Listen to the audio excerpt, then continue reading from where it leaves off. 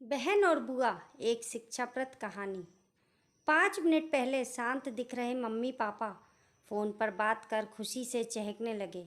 Dining room में नाश्ता कर रहे अपनी बहू और बेटे के पास आकर बोले, कल सुधा आ रही है, अभी अभी फोन पर बात हुई है, समाधि भी साथ आएंगे। शशि, तुम कल दोपहर 4 बजे एयरपोर्ट ले चले जाना, दोनों को लेने। इस सुधा को और कोई काम नहीं है क्या? जब देखो तब आ जाती है यहाँ पर। मैं नहीं जा पाऊँगा, मुझे और भी ज़रूरी काम है। क्या वो टैक्सी करके नहीं आ सकती यहाँ तक? शशि गुस्साई आवाज़ में बोल पड़ा। अपने बेटे के मुंह से अपनी बेटी के ऐसे शब्द, ऐसे बोल सुन माँ एकदम दंग रह गई। अरे, तबीयत तो ठीक है ना तेरी? कैसी पागलों की तरह बात कर रहा है? घर में 2 गाड़ियाँ होते हुए बहन को टैक्सी में आने के लिए कहता है, माँ बोली। रहने दो, मैं खुद जाकर ले आऊँगा अपनी बेटी को। करने दो उसे अपना काम, अभी सुधा का बाप जिंदा है और मैं नहीं चाहता कि मेरी बेटी को उसके ससुराल वालों से ताने सुनने पड़े कि इकलौती बेटी होते हुए भी उसे लेने गाड़ी नहीं भेजी या उसके स्वागत में कोई कमी रह गई। पापा ने बेटे को अपनी नाराज़गी जताते हुए कहा, आप दोनों समझते नहीं हो मम्मी पापा, वो जब भी इस घर में आती है तो सारी दिनचर्या बिगाड़ देती है। वो तो आराम से बैठी रहती है किसी महारानी की तरह, हम सबको उसकी आव भगत में लगना पड़ता है। मेरी पत्नी का तो पूरा दिन ही दीदी और जीजाजी के आगे पीछे उनके ऑर्डर पूरे करते हुए निकल जाता है।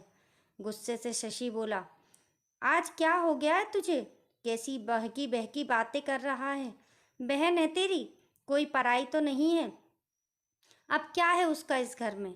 शादी में दे दिया था ना हमने जितना देना था, फिर क्यों चली आती है बार बार यहाँ पर और हर बार बैग भर भर कर लेकर जाती है?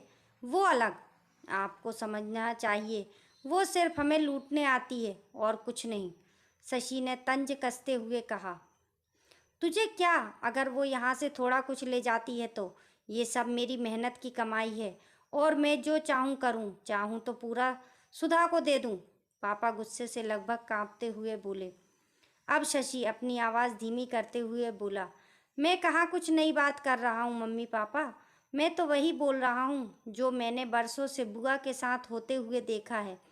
आज अपनी बेटी के खिलाफ 2 शब्द क्या सुन लिए, आप तो गुस्से से लाल हो गए।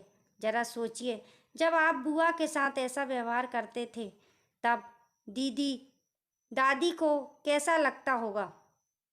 बुआ जो अब हम पर इतनी जान छिड़कती हैं, आपने कभी उनके और उनके ससुराल वालों के मान सम्मान के बारे में परवाह नहीं की। उन्होंने कभी भी आपसे कुछ नहीं मांगा, बल्कि हर बार वो अपने साथ कुछ ना कुछ लेकर ही आती, लेकिन आपका व्यवहार कभी भी उनके साथ अच्छा नहीं रहा। दादी ने भी आपसे कभी नहीं कहा कि मेरी बेटी को पैसे दे दो या कुछ खरीद कर दे दो। फिर भी दादी को आपके यहाँ इतनी भी स्वतंत्रता नहीं थी कि वो अपनी बेटी को कुछ दिनों के लिए अपने पास बुलाकर रहने दें। अपनी बेटी का ऐसा अपमान वो सहन नहीं कर पाई, इसलिए वो गांव में पुराने घर में अकेली रहने चली गई।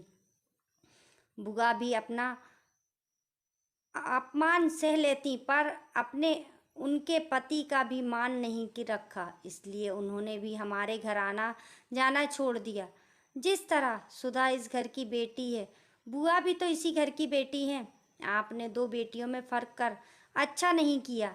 और रही मेरी बात, तो मैं अपनी बहन से बहुत प्यार करता हूँ। मैंने कभी अपनी पत्नी को उसके खिलाफ गलत बोलने का हक नहीं दिया और वो बोलेगी भी नहीं। मैं खुद जाकर उसे लेकर आऊँगा, क्योंकि मुझे मेरी बहन पर गर्व है, अपने अच्छे भाई होने पर भी। हो सके तो मेरे इन कटु शब्दों के लिए मुझे माफ़ कर देना। इतना कहकर शशि अपने ऑफिस के लिए निकल गया। माँ और पापा का सिर शर्म से झुक गया। थोड़ी देर की शांति के बाद पापा ने हिम्मत कर अपनी बहन को फ़ोन लगाया।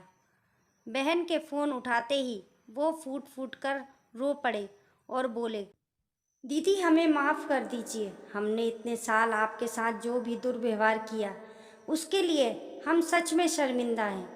दीदी आपकी बहुत याद आ रही है, आप अपने घर आ जाइए हमसे मिलने, अगर आप कहें तो मैं आ जाता हूँ आपको लेने। दूसरी तरफ दीदी भी रो रही थी। वो भाई के इन थोड़े से ही शब्दों से पिघल गई थी। वो बोली, मैं तुमसे नाराज़ नहीं हूँ भैया, मैं जीजाजी को सारी बात बताकर ज़रूर आऊँगी। दोस्तों, बेटी तो बेटी होती है, बहन हो, बहू हो या बेटी, तीनों में कोई फ़र्क नहीं करना चाहिए। इन्हीं से घर की शोभा होती है और इन्हीं से घर खुशियों से भरा रहता है। आज की कहानी पसंद आने पर लाइक करें और चैनल को सब्सक्राइब करें और कमेंट बॉक्स में बताना ना भूलें कि आपको आज की कहानी कैसी लगी।